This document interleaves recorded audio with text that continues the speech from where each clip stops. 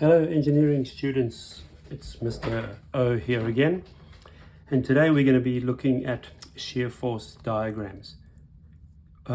We have already gone through a number of simply supported beam examples, some overhanging beam examples, some axial or angled load, as well as some UDL, so uniformly distributed loads on beams. Today we're going to take a beam and we're going to work out its shear force diagram and its bending moment diagram. So I'm going to move that out the way and I'm going to jump straight into what I'm calling example 7. So first thing I'm going to do is I'm going to draw this so that I have a good idea what I'm working with. So I'm going to go like that and draw my diagram, my fixed and my roller supports. I have this force, which is 12 kilonewtons and 18 kilonewtons. It's going to be about, let's say, there. Let's work out. So this is known as force left and force right.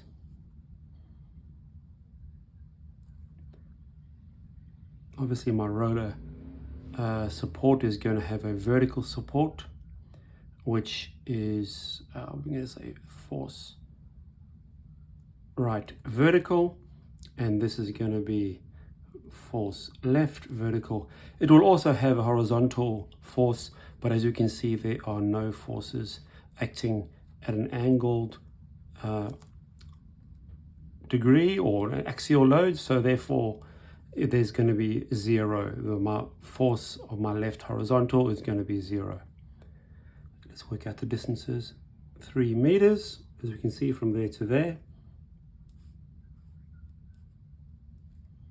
2 meters in between the two, and 1 meter. When I do shear force and bending moment diagrams, I need to line it up. I'm going to do this with the forces and with the beam itself, kind of keeping it as in scale as I can. Look, I'm using pen here, but yeah, you use a pencil. But firstly, the question is draw a shear force diagram and a bending moment diagram for the simply supported beam below, which I've got here. Include a force diagram with your answer. This was an example that I did last year in my classes. They haven't given us what the force left of the support is and the force right of the support supporting this. So what I'm going to do is I'm going to briefly work that out. I have noticed straight away, fixed roller, the units are kilonewtons. So they're all good for me to go. So the first thing I'm going to do is I'm going to work out the moments around the left-hand side to solve for my right hand. And then I'll do forces vertical equals 0 to then work out my left-hand side. So let me quickly just go straight to that. Forces of the moments around this beam will equal 0. That's the quickest way I can go there. We also know that moments is force times distance from the point that I take the moment from. So I'm going to take a moment around the force left, that area there, and I'm going to act like my beam is pivoting around this way so that I can work out what the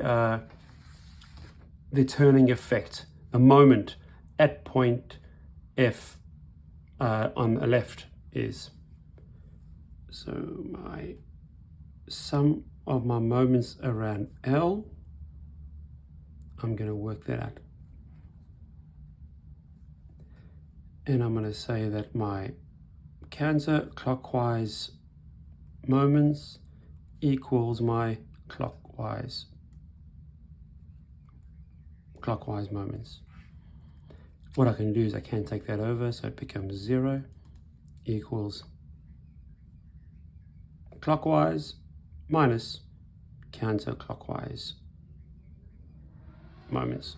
Okay, let's do this. So from this point, I've got 1, the 12 kilonewtons, wanting to make it go clockwise. So I can effectively go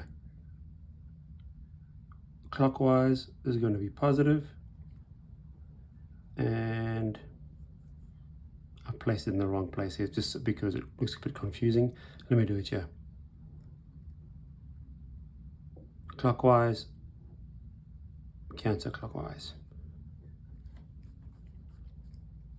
So that's going to be going clockwise, and that's going to be going clockwise. That's not negative. I was just pointing to say that's 18 there. Counterclockwise will be, I'm going to assume it's positive. I'm going to assume it's upwards, and my counterclockwise moment will be caused by that.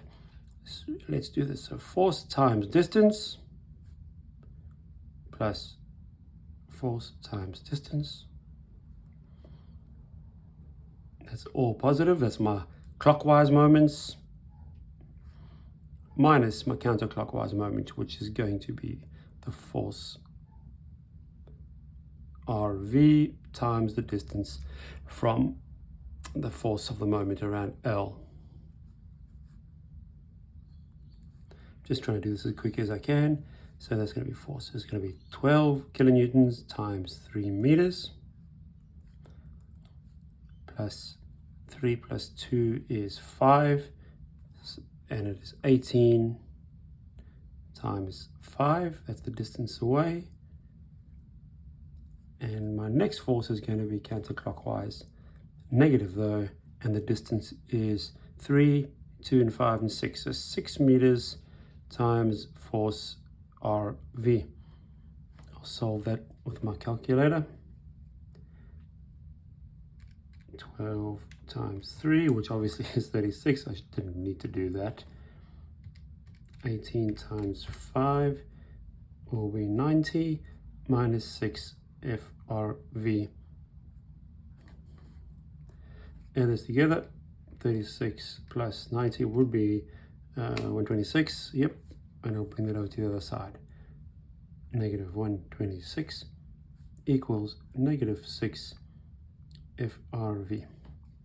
And so it will become 21 kilonewtons equals FRV. It is still positive.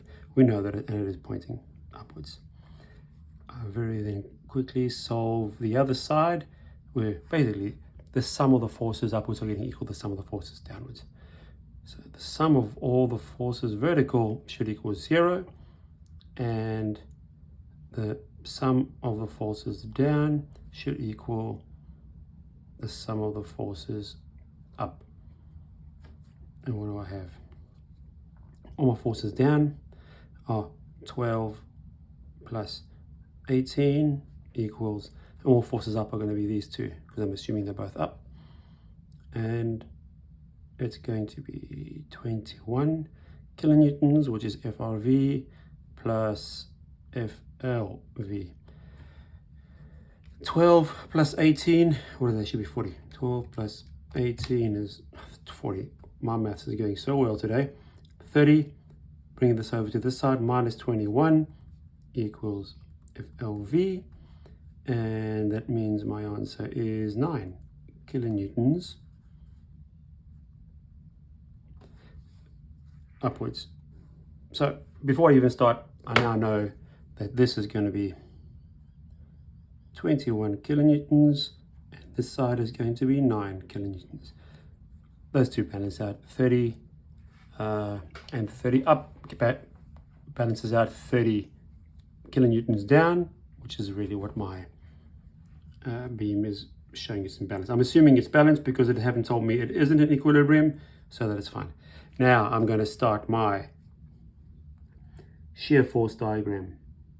I'm going to draw a little x-axis here, which represents that beam and the different places and the different loads. And the technique here is, this is going to be my shear force diagram, and down here I'm going to draw, that's the 0 axis of my bending moment diagram and my shear force. The technique such for my shear force diagram, first thing I'm going to do is I'm going to work out, I'm going to draw little marks here. I'm going to say, I want to work out what the shear force is at that moment, and that moment. But I also start with a little 0 on this side. What I do is I really look at, I'm going to put shear force diagram calcs. I'm going to use the up and down, left and right of my vertical and horizontal forces. So plus, upwards is plus, downwards is negative. I hope that makes sense.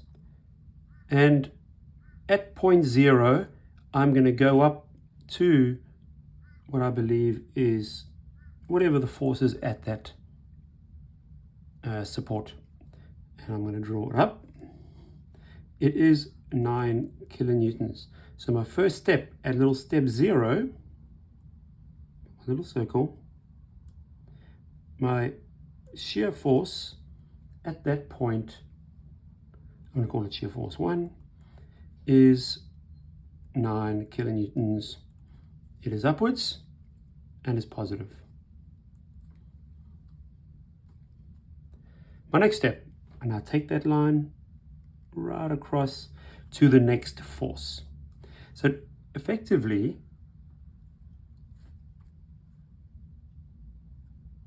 let me do that. At point 1, the shear force that is being experienced by that beam, by this force pushing upwards and this force pushing downwards, is going to be up to 9 kilonewtons. Now, what happens at between this point and this point? There's going to be a shear force that's going to be caused by this downward force. So my shear force 2, my shear force is going to be a resultant of the two balancing each other out. So I've got 9 pointing upwards, but working against it is now 12 kilonewtons. The difference of that is negative 3 kilonewtons. So on my scale, there will be somewhere around there. So I write 9 kilonewtons there on this side, negative 3 kilonewtons on this side. And I drop down to there. And then once I've done that, I'll draw that line across to there. That in itself is 3 kilonewtons. That's the resultant of the force at that point, the shear force being experienced there. I now have another force of 18 kilonewtons pushing down on this beam here. So therefore I have to try and work out what the shear force is going to be at 3. And that shear force at 3 is going to be the combination of that force up, that force down, and that force down.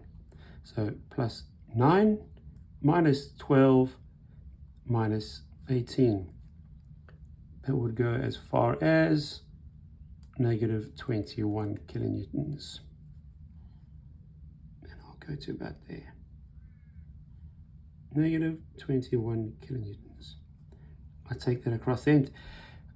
Effectively, this should balance out. I should get the opposite of the other side. As you can see, my force on my right is 21 kilonewtons.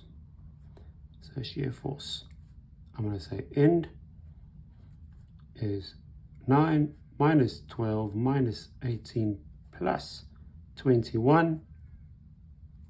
I can verify that with my calculator if you don't believe me. 9 minus 12 minus 18 plus 21, 0. I've worked out the shear force at those areas 1, 2, and 3, and it zeroes back to 0. There's my shear force diagram, and that's how I work it out. There's my different forces. There, there, there, and there. So now you're wondering, well, how do I do a bending moment diagram?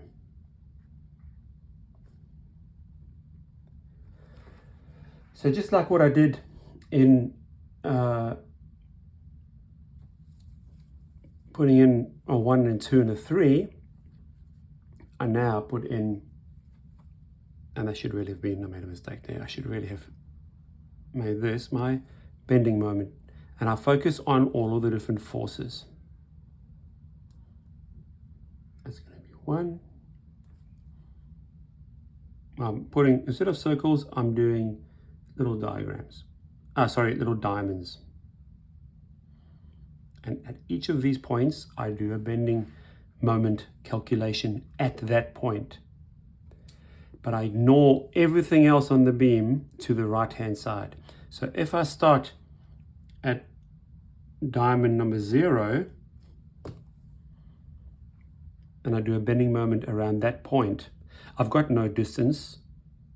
I've got a force, but I'm doing a moment and there is no beam.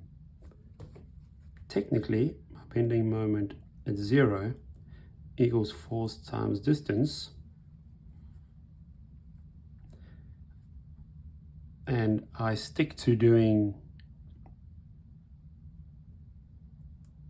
clockwise being positive, counterclockwise being negative, and that's resolved. That's solved by me doing the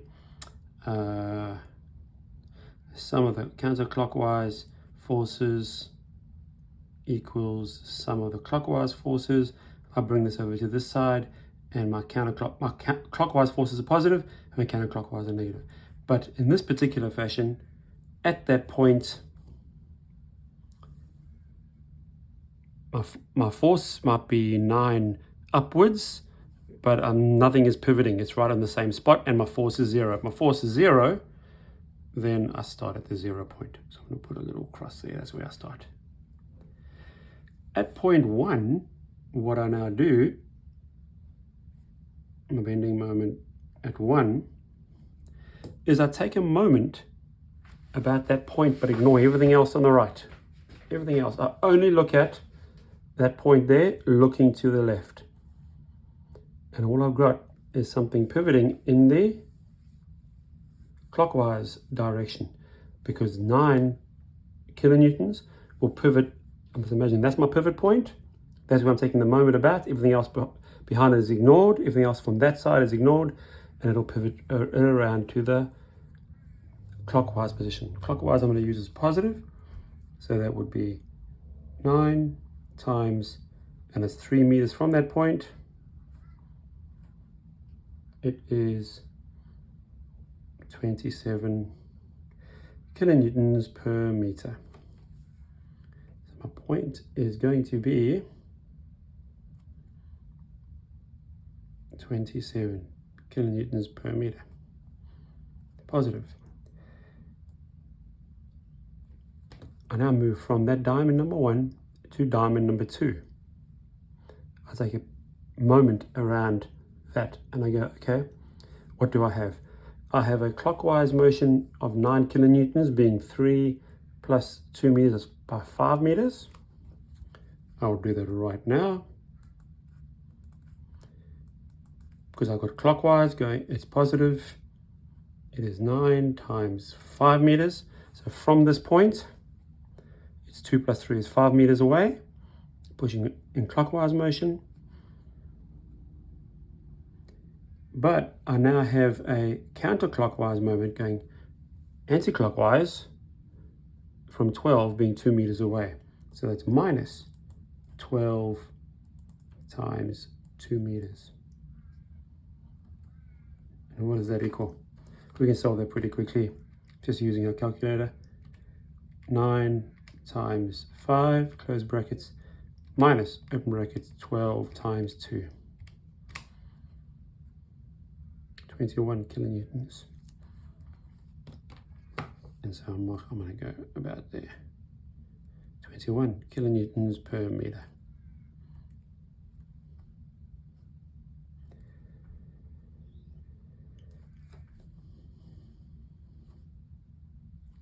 And now move to the roller support on the far, and I do a moment around that. So I should then work out what my position will be at that point there. Let's work that out. from this point here all the way to there, it is 6 meters. So it's 9 going clockwise. 9 times 6. I have a counterclockwise moment. 1 plus 2, 3 meters. 12 by 3, and it's going counterclockwise, the opposite way. 12 times 3. And again, I've also got another force, so 18 kilonewtons is actually going counterclockwise as well by 1 meter, minus 18 times 1. Let's see what that is. And that is going to be 9 times 6, close, it's positive, minus, open brackets, 12 times 3, close brackets, minus 18 times 1, which is just 18. 0.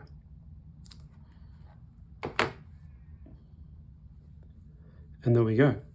And we draw again a straight line from there to there, a straight line from there to there, a straight line from there to there. And effectively, we can work out that my maximum shear force experienced was 21 kilonewtons down, or negative, and my maximum bending moment was 27 kilonewtons per meter at that first point. And that's it. This is how you solve your bending moment or shear force and bending moment diagrams. I hope that was a help, and my next one I will move on to a little bit more complicated question. Maybe instead of having 2 forces only, I'll move to adding 3. Hope this helps.